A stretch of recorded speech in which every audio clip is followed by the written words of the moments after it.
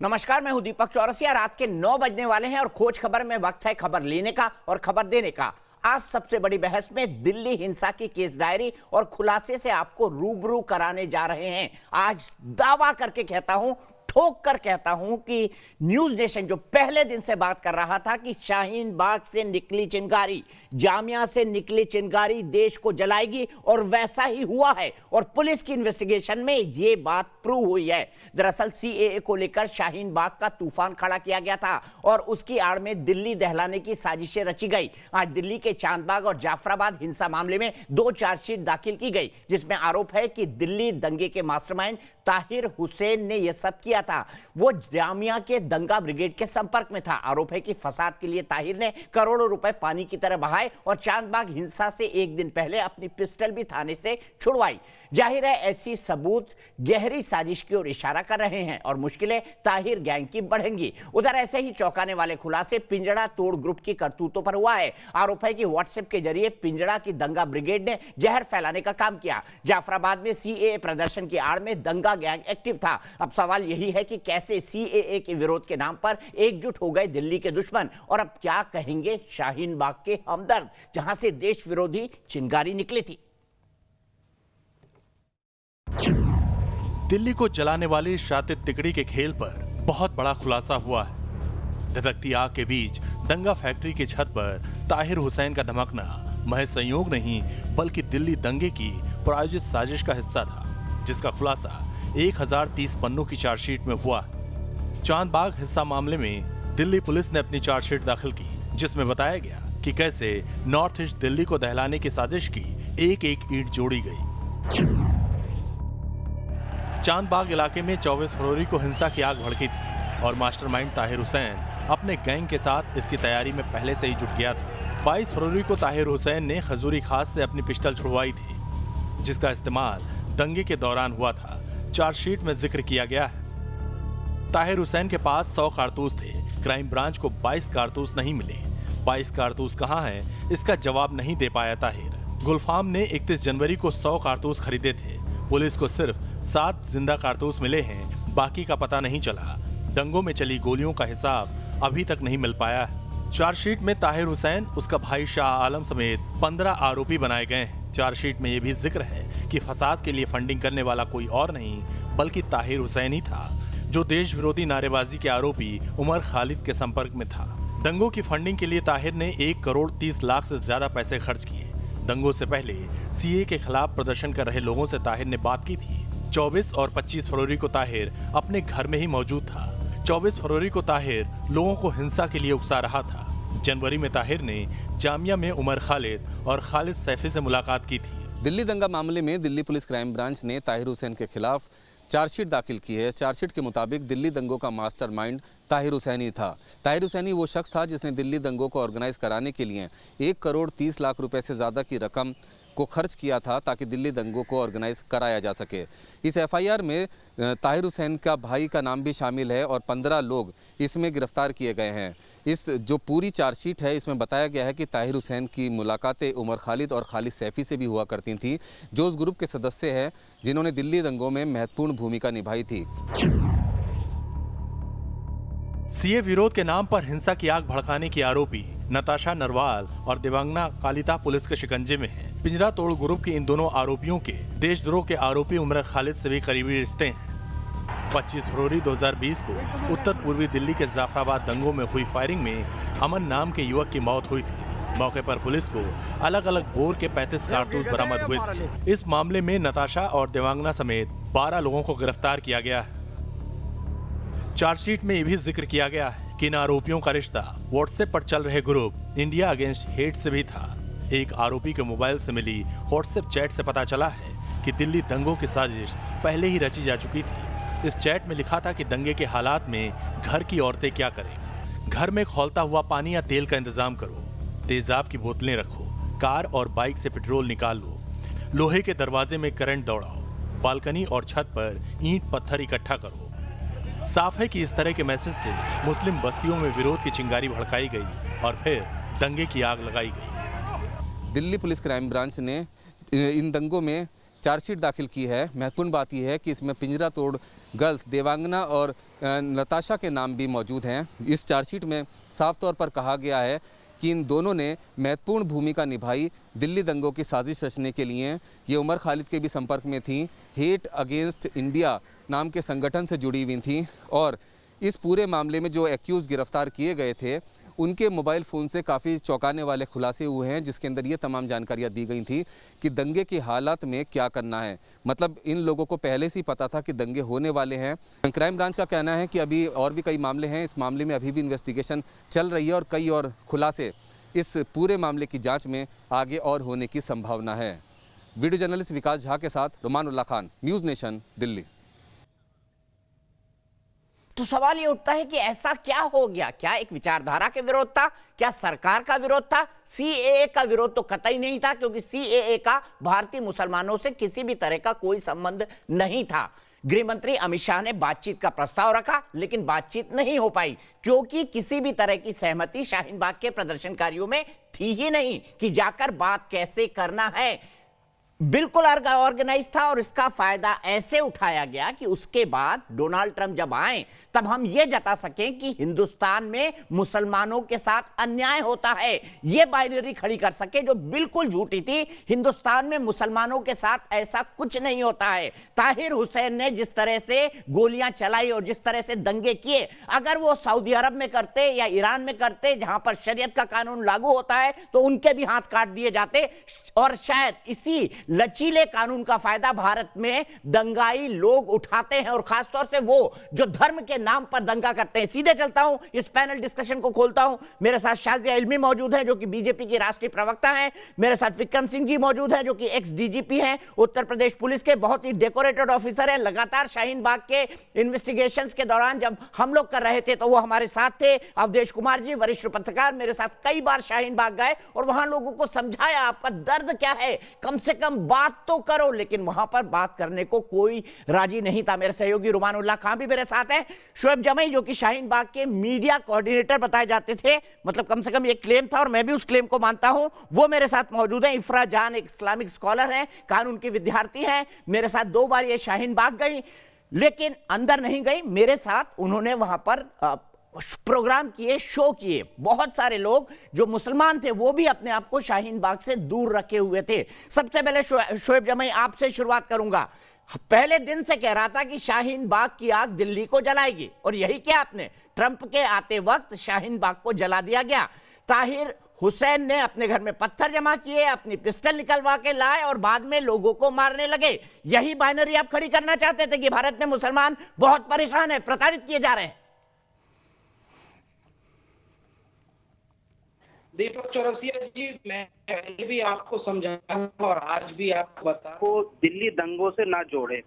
शाहीन बाग आंदोलन का दिल्ली दंगों से कोई लेना देना नहीं है। या आपके उमर खालिद कहां भटक रहे थे? उमर खालिद कहां भटक रहे थे? अमानतुल्लाह खां क्यों जामिया के सामने खड़े होकर भाषण दे रहे थे कि अब मुसलमानों को मस्जिद के अंदर नमाज नहीं पढ़ने दी जाएगी? इसका कोई जवाब है शोएब जमई आपके पास? मैं जवाब देता हूँ। देखिए, मुझे कानून और भारत की जो नया व्यवस्था है, न्याय प्रणाली है, उस पर बहुत ज्यादा भरोसा है। अभी 10 मिनट बाद बोलेंगे कि मुसलमानों को परेशान किया जा रहा है। अभी 10 मिनट बाद यही बोलेंगे आप। क्या आप अपने मेहमानों को इसलिए बुलाते हैं कि ताकि आप बीच बीच में उनको टोकते रहें और उनको बोलने का मौका? ये बहस का कार्यक्रम है, बहस का कार्यक्रम है। चलिए आपको 1 मिनट देता हूं, 1 मिनट के बाद मैं काट दूंगा। आप झूठ बोलेंगे, आप झूठ बोलेंगे, आप झूठ बोलेंगे। शोएब जमई, आप झूठ बोलेंगे तो आपको टोकना पड़ेगा। शाहीन बाग के प्रोटेस्ट में ही उमर खालिद की मुलाकात ताहिर हुसैन से हुई थी, जहां पर उमर खालिद और खालिद सैफी ने ताहिर हुसैन से ये बोला था कि आप बड़े काम की दंगे की तैयारी कीजिए जिसके लिए फंडिंग हम और पीएफआई करेंगे, और वहां पर ताहिर हुसैन को एडवांस पेमेंट भी दिया गया था। और ये तमाम चीज़ें ऑन रिकॉर्ड हैं, क्योंकि मोबाइल लोकेशन से ये बात क्लियर हो गई है कि ये सारे लोग एक साथ थे। तो आप शाहीन बाग को कैसे डिफेंड कर सकते हैं? ये मेरे सहयोगी रुमानुल्लाह खान है, हमारे इन्वेस्टिगेशन रिपोर्टर जी, आप जानते हैं उनको। मैं रुमानुल्लाह खान साहब से सिर्फ इतना पूछना चाहूंगा कि जो टॉप सीक्रेट है पुलिस के इन्वेस्टिगेशन के, जिसकी चार्जशीट दाखिल हुई है और पुलिस अभी कोर्ट में सारी चीजें बताएगी, ये सारे जो आरोप हैं वो रुमानुल्लाह खान साहब को कैसे पता चल जाता है? क्या पुलिस के साथ कोई सांठगांठ है क्या आपकी?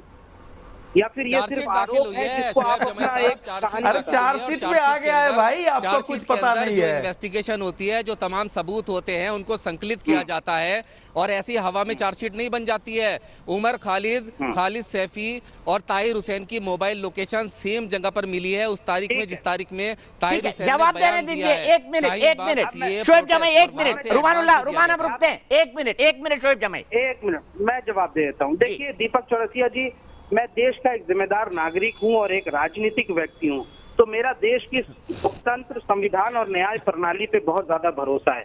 लेकिन इसी न्याय प्रणाली में जो दिल्ली के एक लोअर कोर्ट है, अदालत ने ये टिप्पणी की कि जो दिल्ली पुलिस की जो जांच दंगों की तरफ जारी है वो सिर्फ एक पक्ष को इंगित कर रहा है, यानी एक पक्ष की तरफ बढ़ रहा है। ये मैंने नहीं कहा, ये दिल्ली की लोअर कोर्ट ने जिसपे अभी चार्जशीट दाखिल हुई वहां पे ये बात हुई है और ये अदालत की टिप्पणी है जिसको मैं कोट कर रहा हूं। हम ये कहते हैं कि जब हम न्याय प्रणाली पर भरोसे की बात करते हैं तो उसमें हम ये कह रहे हैं अदालत कि ने जो कब लोग टिप्पणी की भाई, मैंने तो नहीं सुनी टिप्पणी।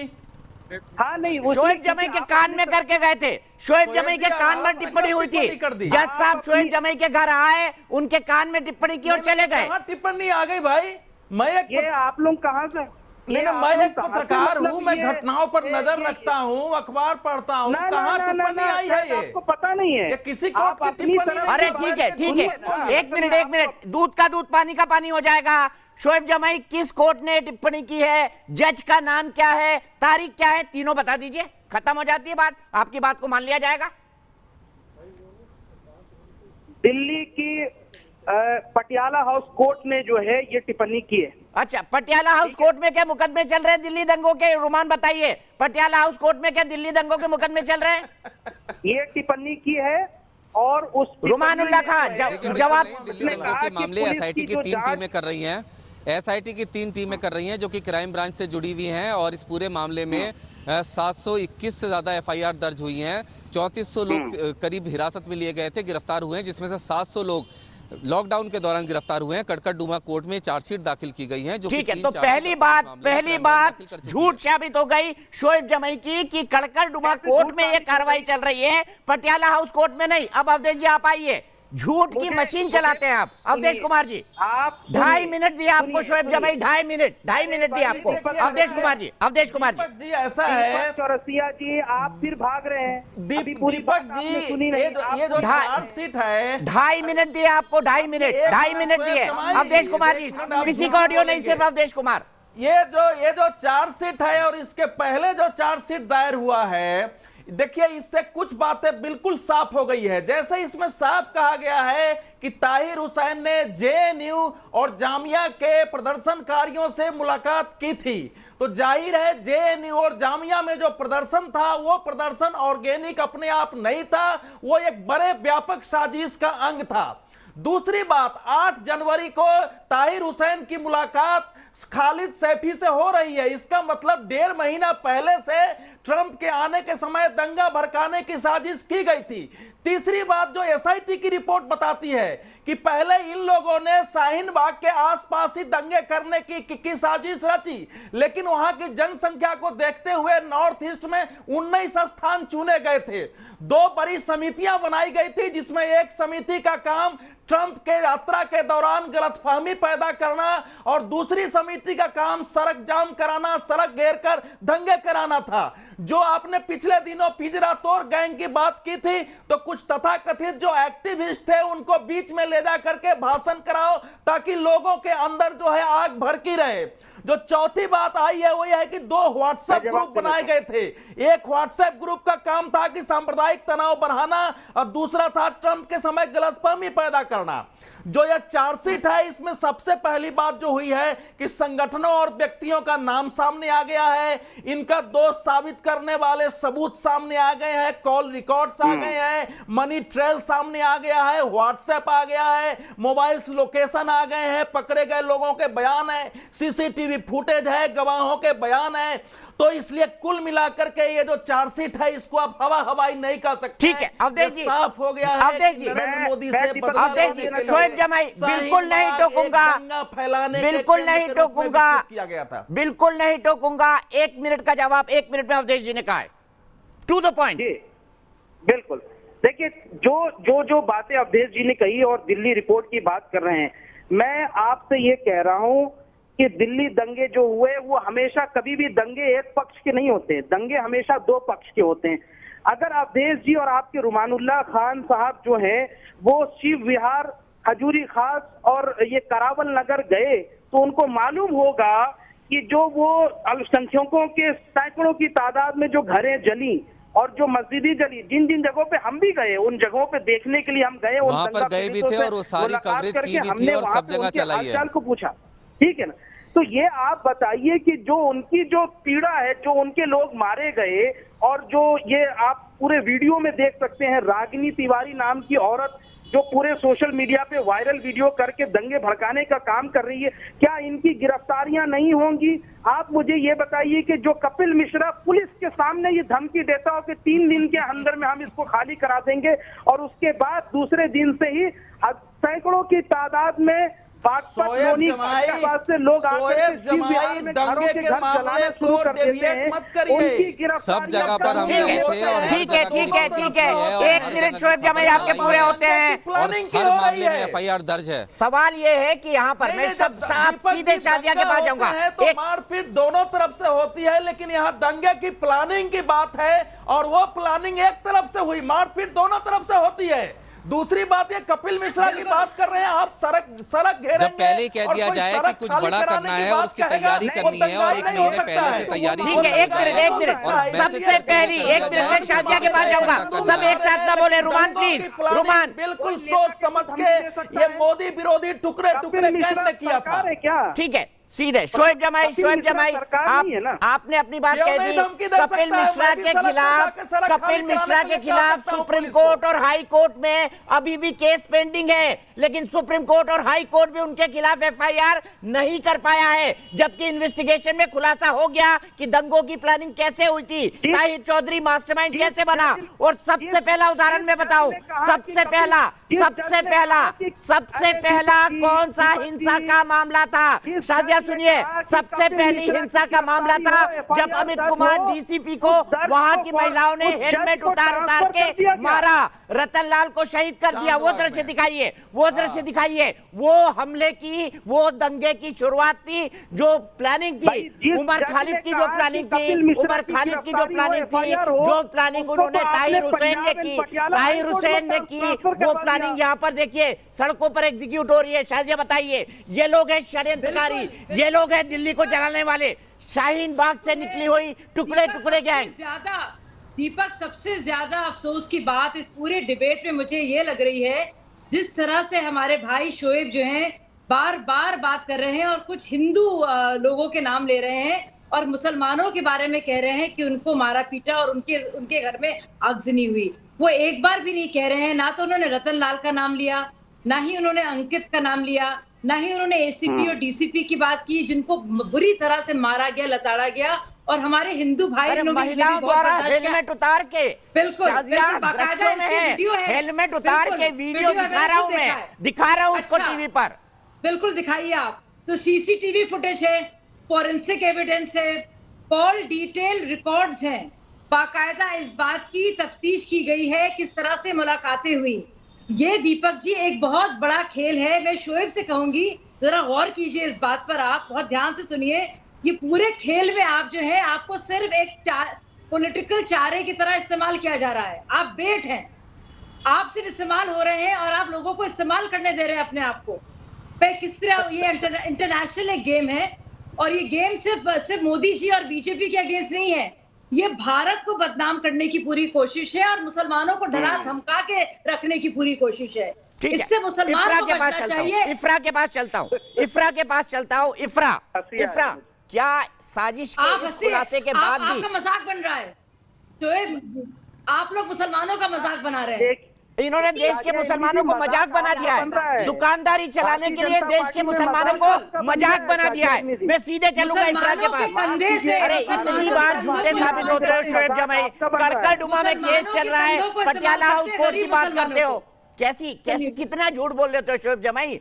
केस चल रहा है कड़कड़डुमा में भाई, खुले दीपक और बात कर रहे हो मैं पटियाला आपको हाउस कोर्ट expose की। करूंगा। कितना झूठ बोल लेते हो, कितना झूठ बोल लेते हो। एक्सपोज करके रहूंगा, आप घबराइए मत, अगला चांस तो मुझे दीजिए। अभी मैं आपको चांस देता हूं, बिल्कुल। इफ्रा मुझे बताइए, इफ्रा मुझे बताइए, पहले दिन से मैं कह रहा था कि शाहीन बाग की चिंगारी देश को जलाएगी, वही हुआ। अब इन्वेस्टिगेशन में भी वही निकल कर आ रहा है। पहले तो मैंने चार्जशीट पढ़ी और कहीं पे मैंने शाहीन बाग की महिलाओं को इसका पार्ट नहीं बनते हुए देखा, ना तो चार्जशीट में कहीं शाहीन बाग के साथ उसको जोड़ा जा रहा है। शाहीन बाग के समर्थक उमर खालिद, खलीद सैफी, उमर अमानतुल्लाह खां, उमर खालिद और आप लोगों के मेंटोर और ताहिर हुसैन के बीच में बातचीत हुई है और उमर खालिद ने बाकायदा कहा कि हम भी मदद करेंगे और पीएफआई भी मदद करेगा। इफ्रा कम जानती है, इफ्रा 1030 पेज की चार्जशीट है, हमारे एडिशनल 1030 पेज की चार्जशीट है। इफ्रा कहते हैं कि ये जो इन्वेस्टिगेशन हो रही है ये सिर्फ एक तरफा है। ये मैं नहीं बोल रही हूँ, ये धर्मेंद्र राणा हमारे जज बोल रहे हैं, एडिशनल सेशंस जज है करकलडुमा कोर्ट के। जब एफआईआर नंबर 59 उनके पास चला था उस केस में बोला है। मामला तो आज चार्जशीट का हुआ है, इसके बाद उन्हें बोलना है। अब पुलिस ने केस बनाया है, पुलिस ने अब केस बनाया है। आज के दिन सामने हमने आज के दिन केस बना है, आज के दिन चार्जशीट हुई पूरे है देश और आज के दिन इस केस को पुलिस को प्रूव करना होगा। मिश्रा जिनका नाम पुलिस है, को अनुराग प्रूव करना ठाकुर जिनका होगा। नाम है, पुलिस ने पूरा बनाकर केस दिया है, इसमें बाकायदा विटनेसेस के बयान है। ठीक है, मैं 1 मिनट के लिए यहाँ पर रुकूंगा, 1 मिनट के लिए रुकूंगा, मुझे ब्रेक लेना है। इफ्रा, मैं सिर्फ जानना चाहता हूं, क्या अनुराग ठाकुर ने बयान दिया? उनके बयान की आलोचना भी दी। कपिल मिश्रा ने बयान दिया, उनके बयान की भी आलोचना हुई। हालांकि अनुराग मिश्रा ने देश के गद्दारों को गोली मारने की बात कही थी, उसकी भी हम आलोचना करते हैं। कपिल मिश्रा ने कहा आप सड़क पर बैठ गए ट्रंप के जाने के बाद, अगर आप नहीं उठेंगे हम उठा देंगे। लेकिन ताहिर हुसैन तो बंदूक लेकर आया, ताहिर हुसैन ने गुलेल इकट्ठे करी, ताहिर हुसैन ने तेजाब इकट्ठा किया, ताहिर हुसैन ने अपने घर के छत पर ईंट और पत्थर इकट्ठे किए, इलाके में आग लगाई। बताइए, एक बयान दे देना और उसके बाद इस पूरे षड्यंत्र को अंजाम देना। इसी से बात शुरू करूंगा अगले सेगमेंट की। अफसोस कि मैं विक्रम सिंह के पास नहीं जा पाया। ब्रेक के बाद मैं सीधे विक्रम सिंह जी से इस बहस की शुरुआत करूंगा। क्या यह आर्गुमेंट ठीक है? कपिल मिश्रा वर्सेस अनुराग ठाकुर वर्सेस एक किसी कॉर्पोरेटर की बात कर रहे थे, उनकी कितने गुनाह हैं और ताहिर हुसैन और शाहीन बाग गैंग के कितने गुनाह हैं? ब्रेक के बाद।